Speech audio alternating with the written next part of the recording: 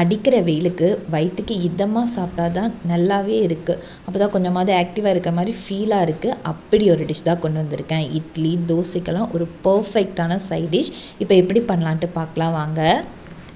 இப்போ நம்ம சிறுபருப்பை வேக வச்சுக்கலாம். அதுக்கு 3/4 டம்ளர் அளவுக்கு நான் சிறுபருப்பு எடுத்திருக்கேன். அதை நல்லா வாஷ் பண்ணிவிட்டு எடுத்துகிட்டு வந்துக்கலாம். சிறுபருப்பு வாஷ் பண்ணிட்டு வந்தாச்சு. பருப்பு மூழ்கிற அளவுக்கு மட்டும் தண்ணி ஆட் பண்ணிக்கோங்க. இது கூட லைட்டாக மஞ்சத்தூள் கூட ஆட் பண்ணிக்கோங்க. 3 உருளைக்கிழங்கு சேர்த்து நான் வேக வச்சுக்கிறேன். ஒரு 3 விசில் விட்டு எடுத்திங்கனாலே போதும். உருளைக்கிழங்கும் வெந்திருக்கும், பருப்புமே நல்லா வெந்து வந்திருக்கும். தண்ணி கரெக்டான அளவில் ஊற்றி நல்லா வேக வைங்க. அப்போ தான் பருப்பு நல்லா மசிக்க வரும். கொஞ்சம் தண்ணி அதிகமாக போயிடுச்சுன்னா பருப்பு நல்லா மசியாது, குருமாவும் டேஸ்ட் கொடுக்காது. அதை மட்டும் பார்த்துக்கோங்க.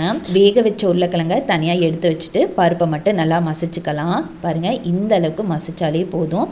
இப்போ அடுப்பை ஆன் பண்ணி கடாய் வச்சுக்கலாம். கடாய் நல்லா ஹீட் ஆனதுமே கொஞ்சம் தாராளமாகவே கடலை எண்ணெய் யூஸ் பண்ணிக்கோங்க. ஆயில் நல்லா ஹீட் ஆனதுமே 2 பிரியாணி இலை 2 பட்டை ஆட் பண்ணிக்கோங்க. காரத்துக்கு நாம் எந்த ஒரு ஸ்பைசஸுமே ஆட் பண்ணுறதில்ல, அதனால் பச்சை மிளகா கொஞ்சம் தாராளமானமே ஆட் பண்ணிக்கோங்க. இது கூடவே ஒரு பெரிய வெங்காயம் சின்ன சின்னதாக கட் பண்ணி வச்சுருக்கேன், அதையும் இது கூட ஆட் பண்ணிவிட்டு கொஞ்சமாக கருவேப்பிலை சேர்த்து நல்லா கண்ணாடி பதத்தளவு வணக்கிக்கோங்க.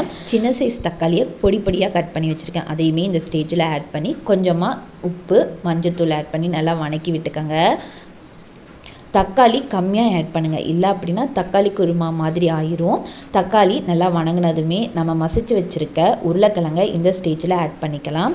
ஒரு பேஸ்ட் ஒன்று ரெடி பண்ணிட்டு வந்துக்கலாம். ஒரு மிக்ஸி ஜாரில் 2 கையளவுக்கு துருவன தேங்காய், 1 ஸ்பூன் சோம்பு, 2 கையளவு பொட்டுக்கடலை, கொஞ்சமாக தண்ணி ஆட் பண்ணி நல்லா மைய அரைச்சி எடுத்துகிட்டு வந்துக்கலாம்.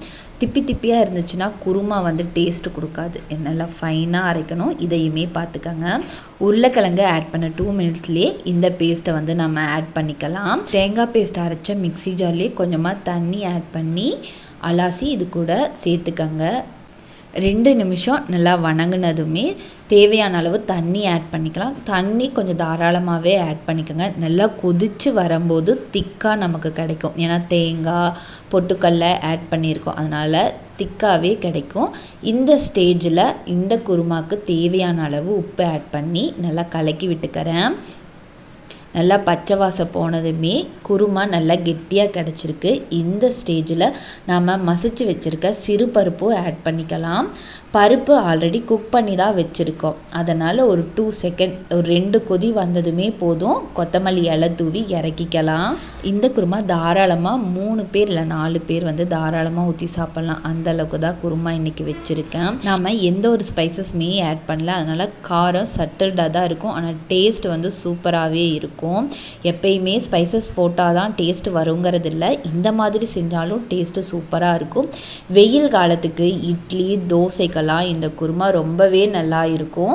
கண்டிப்பாக இந்த ரெசிபி வீட்டில் ட்ரை பண்ணி பார்த்துட்டு எப்படி வந்துச்சுங்கிறத கீழே கமெண்ட் பண்ணுங்கள். இந்த மாதிரி நிறையா ஹெல்த்தியான ரெசிபிஸ் பார்க்கணும் அப்படின்னா என் சேனலை மறக்காமல் சப்ஸ்கிரைப் பண்ணி சப்போர்ட் பண்ணுங்கள். இந்த வீடியோ பிடிச்சிருந்துச்சுன்னா உங்கள் ஃப்ரெண்ட்ஸுக்கும் ஷேர் பண்ணுங்கள். தேங்க்யூ.